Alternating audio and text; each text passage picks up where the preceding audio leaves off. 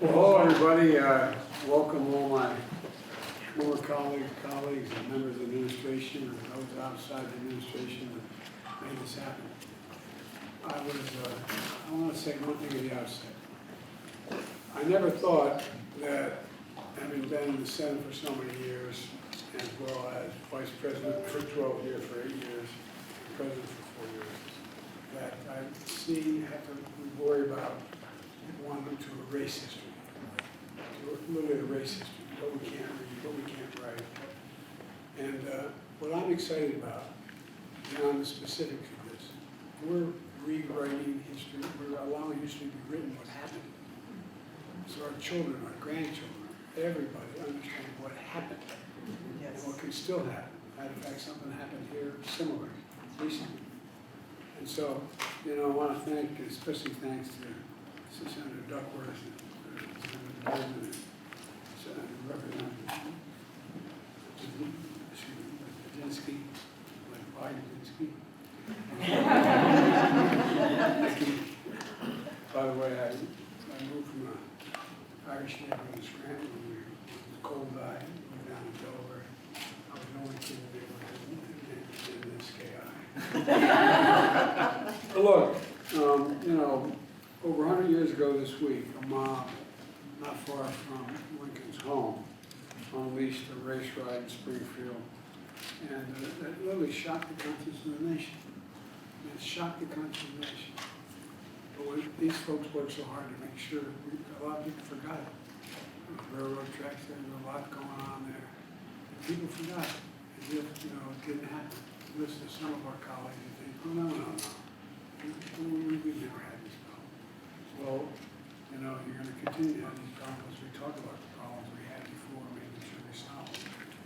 That also sparked the creation of the NAACP, that is here today, one of the most important organizations in my view in this country. By signing this designation for Springfield 1908 Race Riot National Monument, remind ourselves we have no safe harbor unless we continue to remind people what happened. What happened. It's really important.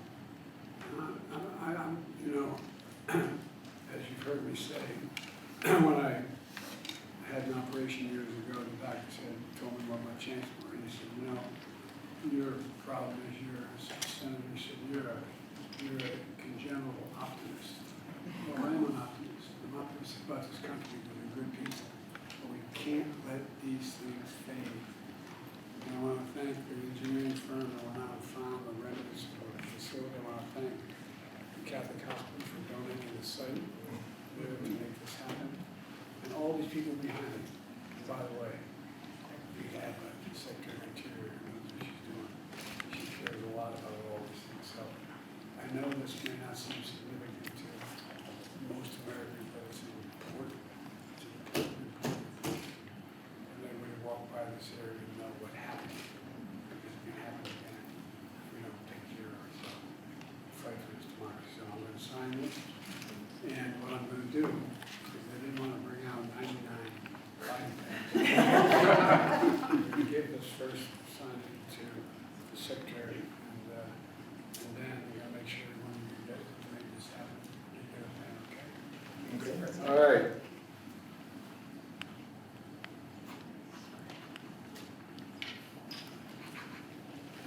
There you go.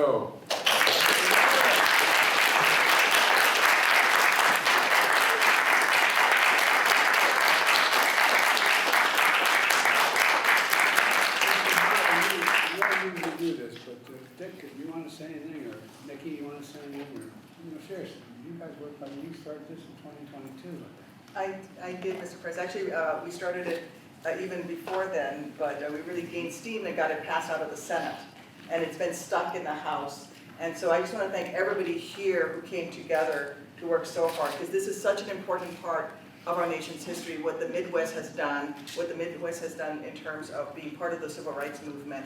So much of what happened in the South started and was supported through places in Chicago and in Springfield. And I'm so proud that Springfield, Illinois is home to the beginning of the NAACP. Good things can come out of bad things as long as you don't forget what happened. Thank you, Mr. President. Thank you. Thank you. Thank you.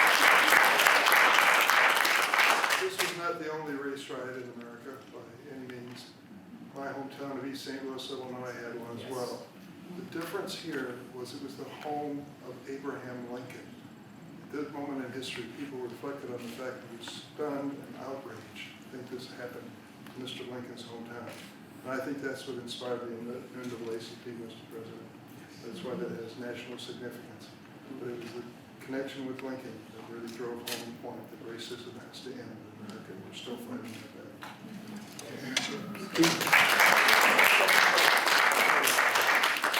I would just add again an appreciation to you, Mr. President, for honoring this moment in history for Springfield and just the unanimous support for the community. This is a happy day for us, but that we have so much more work to do in our community and the strive for equality and justice. We still have a lot of work to do. You know, I got involved in politics because of this movement. My state, to its great shame, was a slave state, and when I got elected, I ran to begin to change the nature of parties. Make a long story short, we're making a lot of progress. It can never stop. We can give hate no safe harbor.